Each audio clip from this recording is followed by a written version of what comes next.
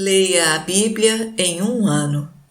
Queridos amigos, existem várias traduções das Sagradas Escrituras, com pequenas diferenças entre elas.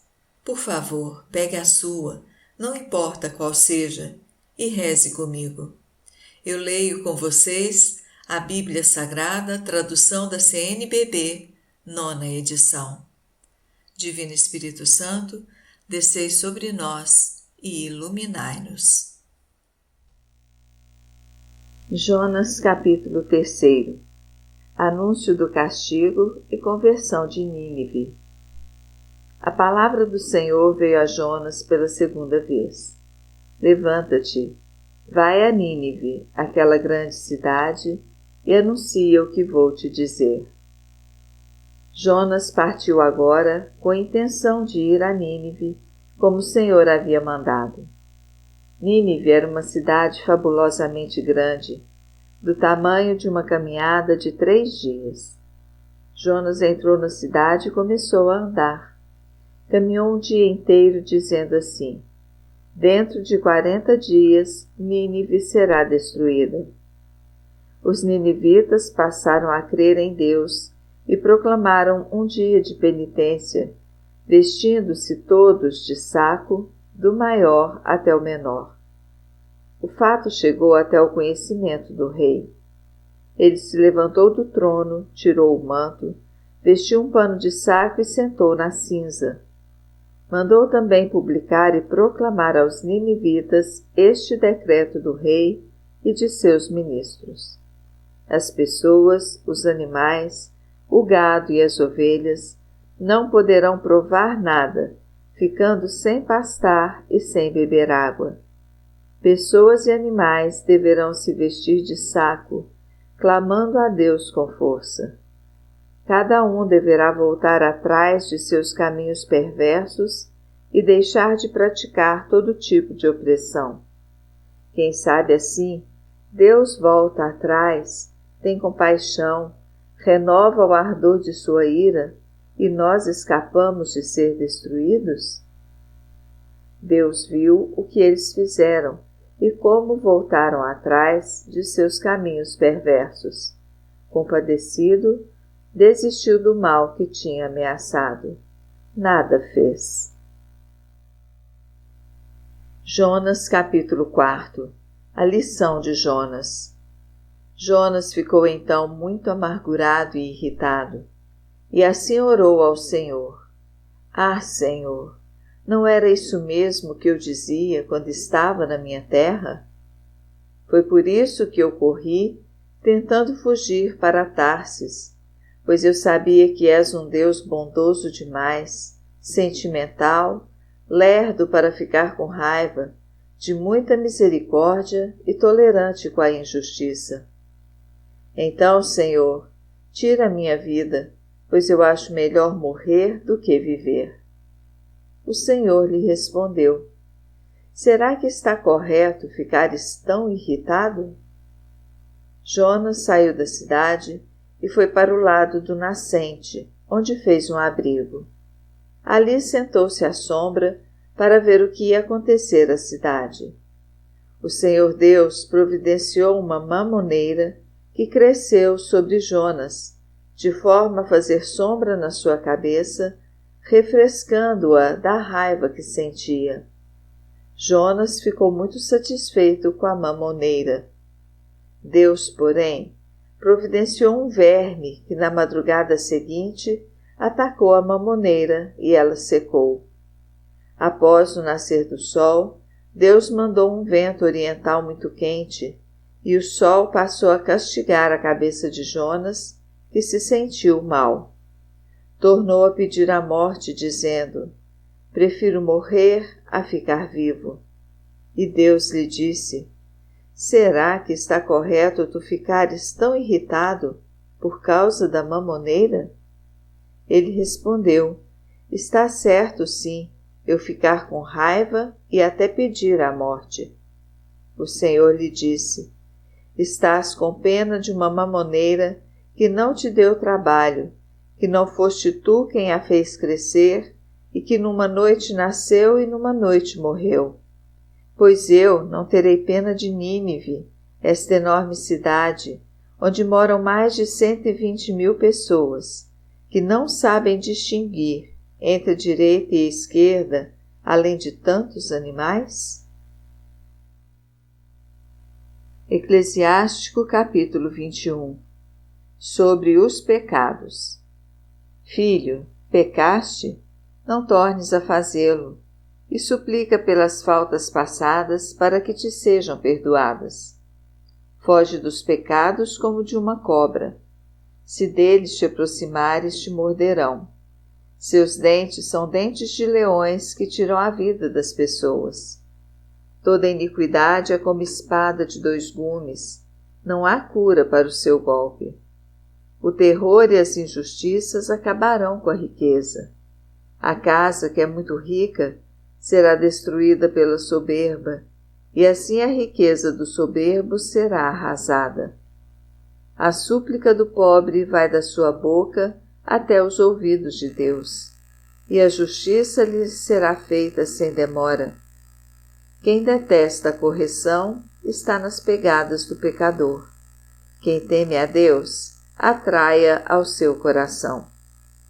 De longe se conhece o prepotente de língua atrevida. Quem é sensato sabe que ele cai. Quem edifica a própria casa à custa alheia é como quem ajunta pedras para o próprio túmulo. Montão de estopa é a reunião dos pecadores, e o seu fim é a geena de fogo.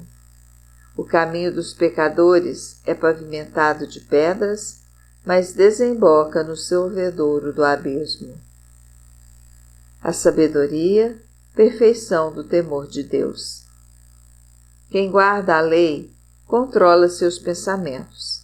A perfeição do temor de Deus é a sabedoria e o bom senso. Não será instruído aquele que não é prudente. Há, porém, uma astúcia que transborda no mal, e não há bom senso onde está a amargura. A ciência do sábio transbordará como cheia benéfica, e o seu conselho permanece como fonte de vida. O coração do insensato é como vaso trincado, nada consegue reter da sabedoria. Qualquer palavra sábia que alguém instruído ouvir, ele a aprovará e a tomará para si. Ouve-a o devasso e não lhe agrada, e ainda a joga para trás das costas. A conversação do insensato é como fardo na viagem, mas nos lábios do sábio encontra-se a graça. A palavra do prudente é apreciada na assembleia, e seus conceitos são meditados nos corações. O insensato e o sábio. Como casa arrasada, assim é a sabedoria para o tolo.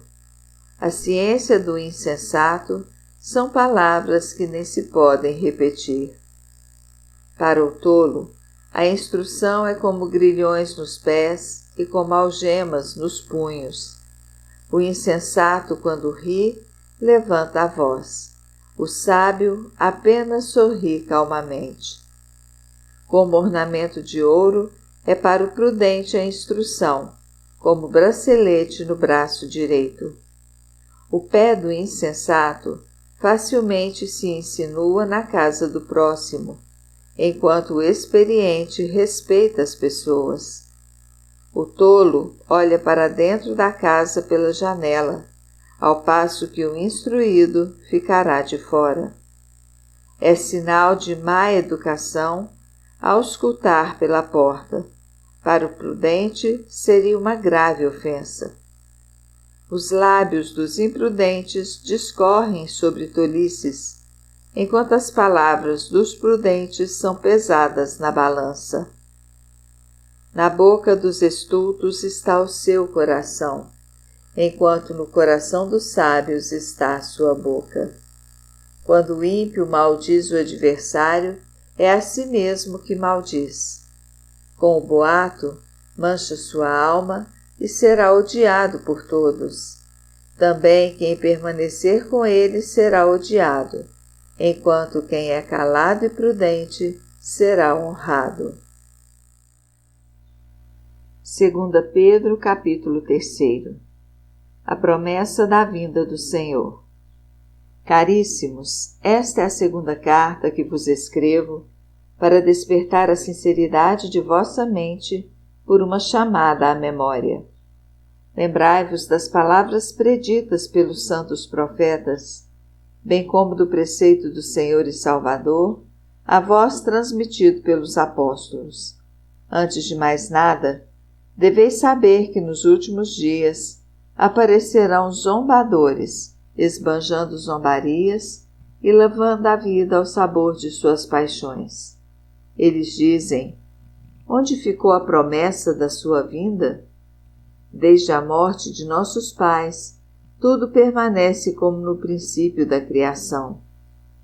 Voluntariamente desconhecem que desde antigamente existia o céu e que a palavra de Deus fez surgir da água a terra, sustentada pela água, e que pelos mesmos elementos o mundo de então pereceu, afogado pelas águas. Pela mesma palavra, o céu e a terra de hoje estão sendo reservados para o fogo, guardados para o dia do juízo e da perdição dos ímpios.